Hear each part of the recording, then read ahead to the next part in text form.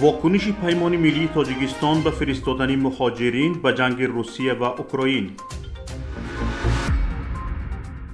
8 پاسگاه از مرز تاجیکستان و قرقیزستان برداشته می شود. زیاده از 300,000 مرد روس روسیه را ترک کردند.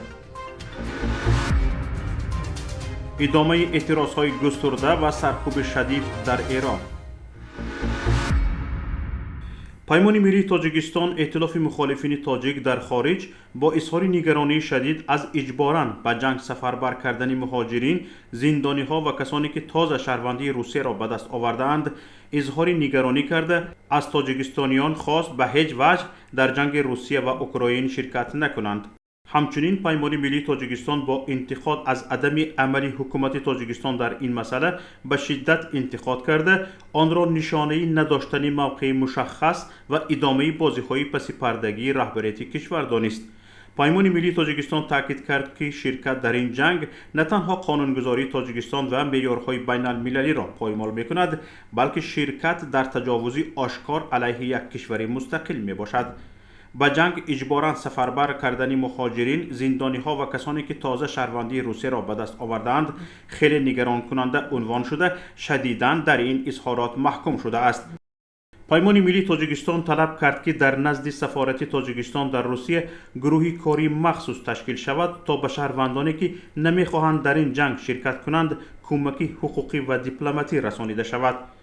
در نهایت اظهارات گفته شده است که پیمان ملی تاجیکستان تلاش می‌کند این مسئله را در سطح جهانی مطرح کند و در همکاری با سازمان‌های بین المللی کمک مشورتی خود را به هموطنان برساند.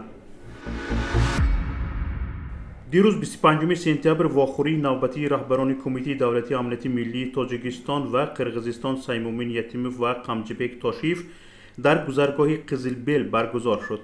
مذاکرات جانب‌ها برای به اعتدال آوردن وضع در ناحیه‌های مرزی جریان یافت. طبق اطلاع کمیته دولتی امنیت ملی تاجیکستان سیمومین یتیموف و قمچیبک تاشیف اظهار امیدواری کردند که همه بندهای سازشنامه امضا شده عملی شده صلح و همدیگر فهمی در مرز دو کشور برقرار خواهد شد. رسانه‌های قرقیزی با استناد به قمچیبک تاشیف نوشتند جانب‌ها به موافقه رسیدند که از هر دو جانب 3 پاسگاه و 1 پایگاه مرزی برداشته شود. گفته می شود پاسگاه‌های تمدیک، بولکبشی، کاتتوز، داچا از طرف قرقیزستان و بیدک، کیخ، کرچیکوم، شرشین از جانب تاجیکستان برداشته می شوند. جانب تاجیکستان در این باره اطلاعی نداده است. همچنین رئیس کمیته دولتی امنیت ملی قرقیزستان گفته که ضمن ملاقات جانب‌ها درباره کار کمیسیون خطگذاری مرز دولتی تبادل نظر کرده به این نتیجه رسیدند که فعالیت کمیسیون صورت بخشیده شود. جانب تاجیکستان همچنین اطلاع داده که جانب‌ها سند قطعی مناقشه مرزی را نیز امضا کرده‌اند ولی تفصیلاتش معلوم نیست. اما تاکید بر این شده که باید تمام تکنیک‌های حربی به محل دائمی خود برگردانیده شده جانب‌ها مشکلات پیش آینده را با حسن تفاهم حل کنند. در گذرگاه‌های سرحدی روسیه آدمان برای گذشتن از مرز ساعت‌ها و حتی شبانه روز نوبت می‌پایند.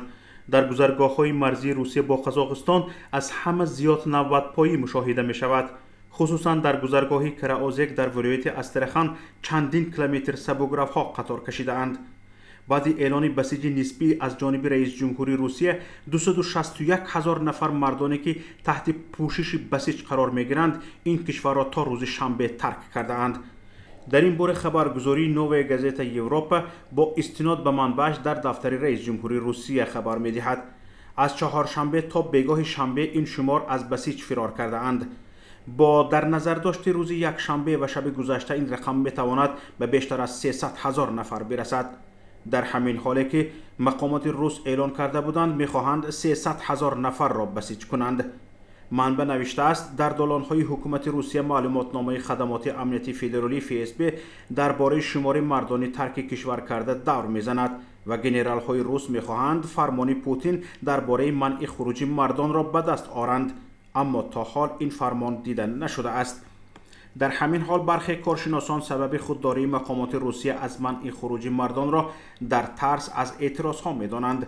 برابر اعلان بسیج هزاران نفر به سمت سرحدها و فرودگاه‌ها حرکت کردند که در نتیجه نوبت‌های طولانی از ماشین‌ها به وجود آمدند. طول این نوبت در برخی از سرحدها به 20-25 کیلومتر می‌رسد. فرودگاه‌ها نیز شاهدی جمع‌شوی بی‌سابقه مردم شدند و قیمت بلیط‌ها در برخی سمت‌ها تا به 600,000 روبل افزایش یافته است. پس از گذشت بیش از یک هفته از جان باختن مهسا امینی بعد بازداشتش توسط گشت ارشاد یعنی پلیس اخلاق، اعتراضات گسترده ضد حکومتی در سراسر ایران ادامه دارد و معترضان با وجود سرکوب شدید همچنین نارضایتی و خشم خود را با سر دادن شعارهای خطاب به رهبران و حکومت جمهوری اسلامی ابراز می‌دارند. پس از تهدیدهای گسترده مقام‌های جمهوری اسلامی همچون ابراهیم رئیسی، محسن ایجایی، وزارت‌های اطلاعات و داخله، دیروز یکشنبه 25 سپتامبر طرفداران جمهوری اسلامی بار دیگر در تهران تجمع در مخالفت با تظاهرات سراسری داشتند. همزمان دستگاه‌های امنیتی برخوردهای خود را با مردم معترض شدت داده هر لحظه اخبار جدید از دستگیری و بازداشت افراد مختلفی از روزنامه‌نگار و فعال مدنی گرفته تا دانشجو و جوانان منتشر می شود. واکنش‌های بین المللی هم به جان باختن مهسا امینی ادامه دارد و رهبران کشورهای مختلف جهان از جمهوری اسلامی خواستند به اقدامات خشونت‌آمیز علیه معترضان و به ویژه زنان پایان دهد.